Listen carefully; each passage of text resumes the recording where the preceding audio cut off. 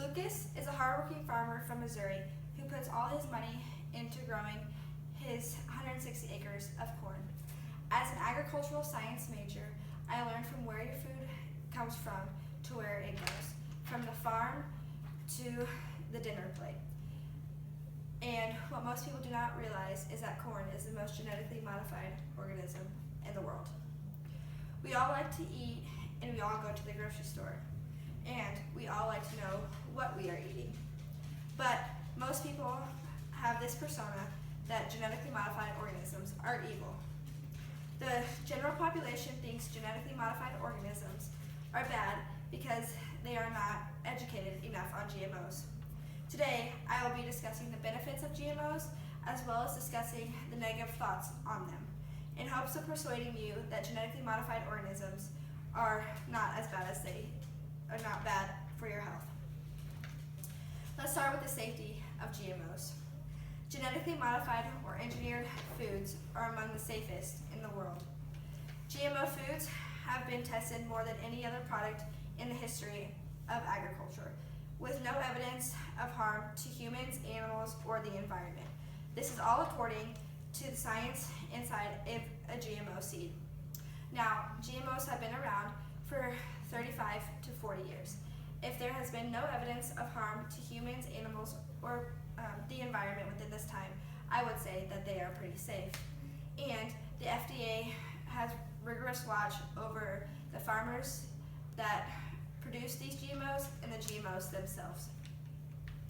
These farmers are consumers as well. So why would farmers want to make food that is bad for them as well as grow food that is bad for the country? Because if they did this, they would lose their farm and their livelihoods.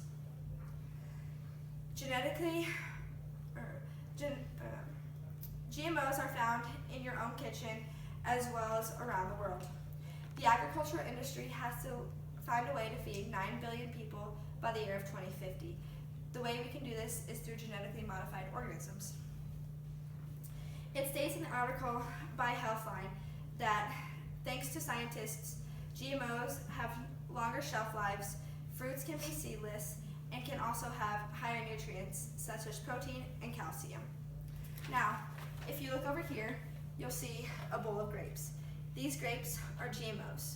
They are seedless. They look and taste like any other fruit, but they are considered genetically modified because fruits do not grow without seeds.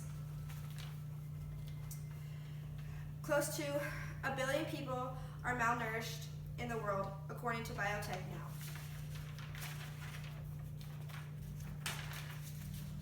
A good way we can solve this problem is through longer shelf life of the GMO foods, while it takes from sitting here to across the oceans to other countries, as well as more nourished in calcium and protein products.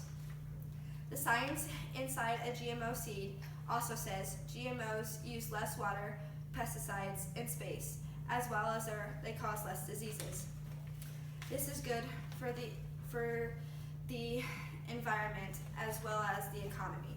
It helps save money and it helps the environment with less pesticides and less diseases among the crops. Everyone in the world needs food, and GMOs can save their lives through this. Along with positives, there are always negatives.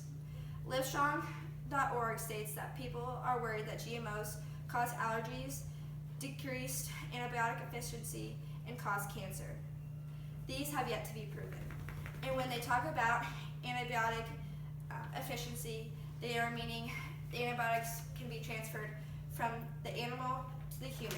And this is not true because if a farmer catches animals that have antibiotics in the slaughterhouse, the animal is immediately taken back to the farm and awaited until that antibiotic is cleared from their system.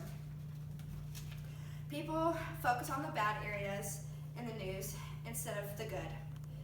Why would the government allow a person to eat something that causes these things, including cancer and allergies? Because the government is trying to find a way to cure cancer at this very moment. In conclusion, we are all aware of the benefits of GMOs as well as the concerns of them. Everyone loves to eat, so it is important to know how your food is grown and to be educated on what exactly a GMO food is, because we eat them every day without even knowing it.